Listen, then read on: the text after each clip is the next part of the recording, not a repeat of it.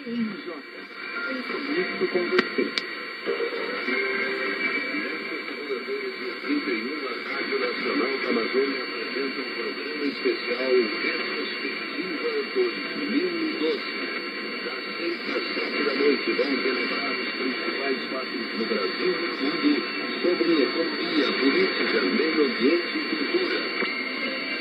Vamos trazer para você o melhor do nosso jornalismo com a produção que foi feita ao longo do ano pelas equipes da TV Brasil, Rádio Jornalismo e Agência Brasil.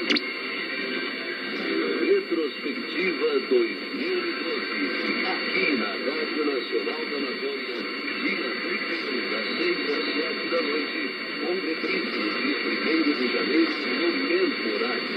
É a Nacional com você na chegada do Ano Novo.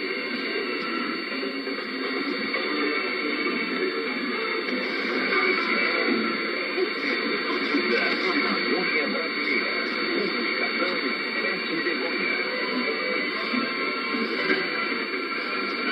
Como eu, minha Amazônia querida, agora que são 8 horas e 20 minutos, horário de Brasília. Olha, gente, hoje tem uma boa pedida aqui na nossa TV Brasil, que é o show que a gente tocou a Paula Lima ainda agora, né?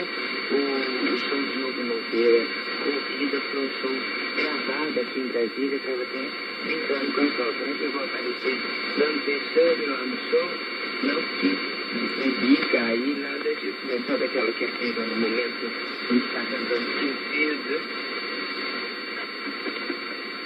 Isso pode acontecer, né? Porque você não está prestando atenção nas